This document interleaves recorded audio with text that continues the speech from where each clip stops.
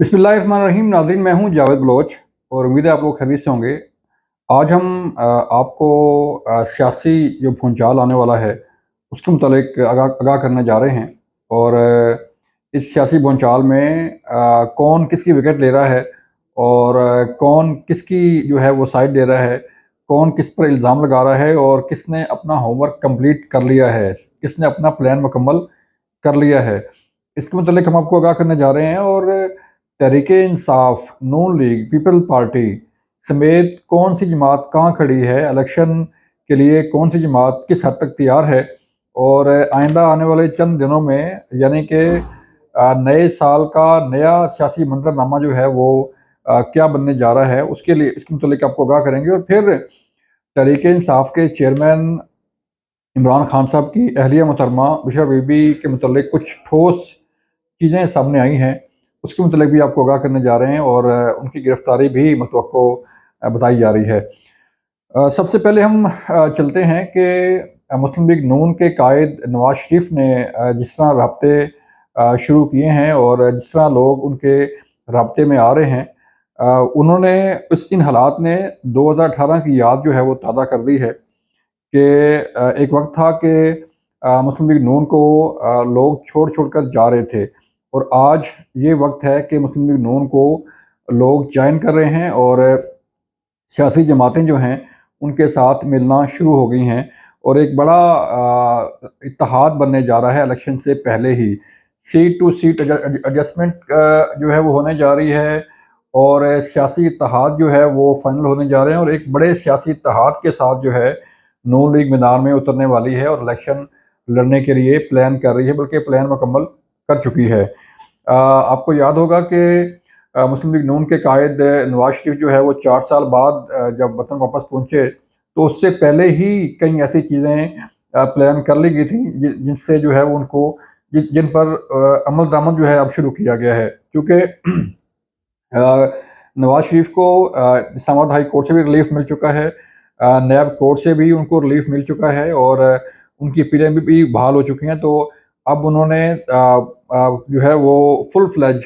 सियासी मैदान में उतरने का फ़ैसला किया है, जिसके लिए राब्ते जो है वो मुकम्मल किए जा रहे हैं।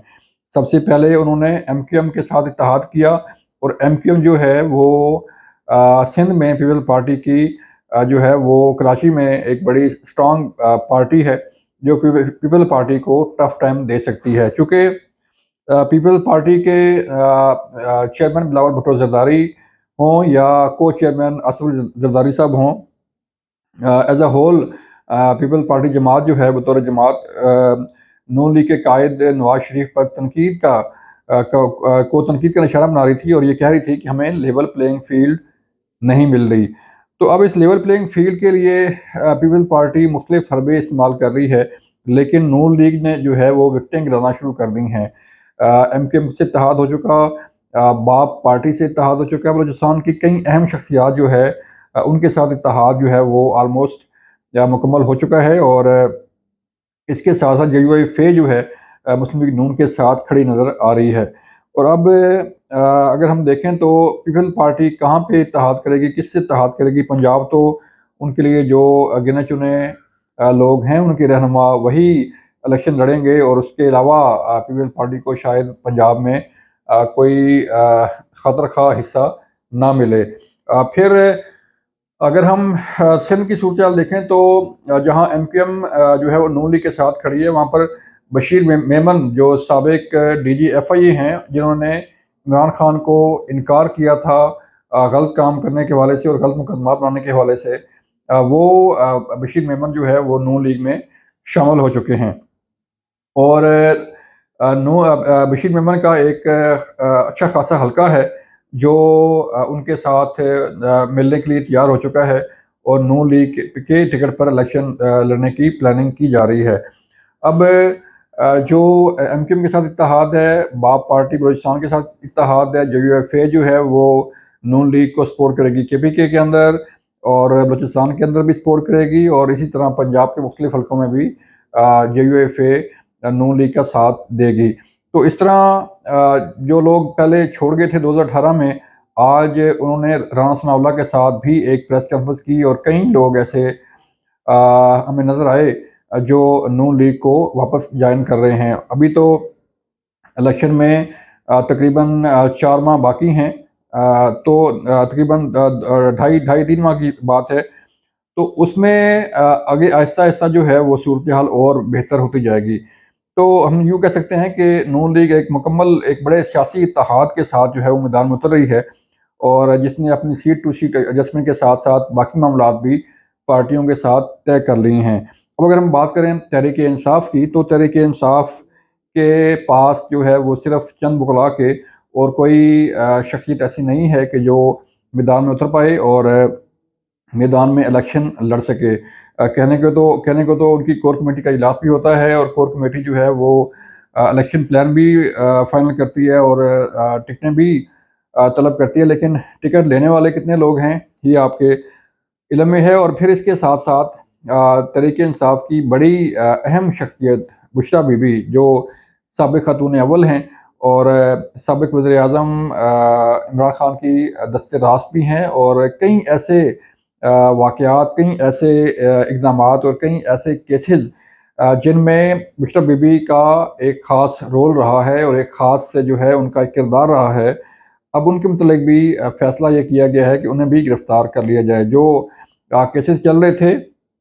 उसमें 190 मिलियन पाउंड का केस भी है, उसमें साइफ़र साज़िश केस का केस भी है, उसमें जो है वो तोशाखाना केस में भी उनका किरदार नज़र आ रहा है, और कहीं पोस्टिंग ट्रांसफ़र में भी उनका जो है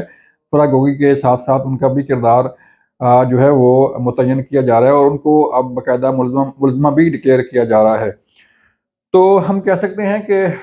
जो हालात नज़र आ रहे हैं उसमें आइंदा चंद दिनों में बुशरा बीबी की गिरफ़्तारी भी एक बड़ा डेंट होगी तहरीक-ए-इंसाफ के लिए और तहरीक-ए-इंसाफ के चेयरमैन के लिए भी, कि उनकी एक दस्ते रास पीछे जो हैं वो भी गिरफ़्तार अगर हो गई तो फिर पीछे बचेगा कौन? अब अगर हम देखें तो तहरीक-ए-इंसाफ के साथ-साथ जो सियासी हालात चल रहे हैं, उसमें इमरान खान की पोज़ीशन जो है वो मज़ीद गिरती जा रही है और मज़ीद कमज़ोर होती जा रही है। एक तरफ तहरीक-ए-इंसाफ के चेयरमैन और उनके वकील जो है वो दावा करते हैं कि खान साहब जो है वो जेल में बड़े खुश-ओ-खुर्रम हैं, लेकिन हमें जो खबरें आ रही हैं वो कुछ इतनी अच्छी नहीं हैं, कि वो फ्रस्ट्रेशन का शिकार हो रहे हैं, और अपने वकला पर भी उनको भी झाड़ा जा रहा है, और वकला के साथ-साथ जो बाकी लोग हैं उनके साथ भी खान साहब की जो आप कह लें कि तू-तकार जो है वो नज़र आ रही है। तो हालात आगे चल के क्या बनते हैं, किस तरह के हालात होंगे, ये तो आइंदा चंद दिनों में वाज़ेह हो जाएगा। लेकिन तहरीक-ए-इंसाफ की मुश्किलात में इज़ाफ़ा हो रहा है, और आइंदा चंद दिनों में कई ऐसी ऐसी शख्सियात हैं जो तहरीक-ए-इंसाफ के साथ थीं लेकिन रूपोश हैं, और अब वो सामने आके या तो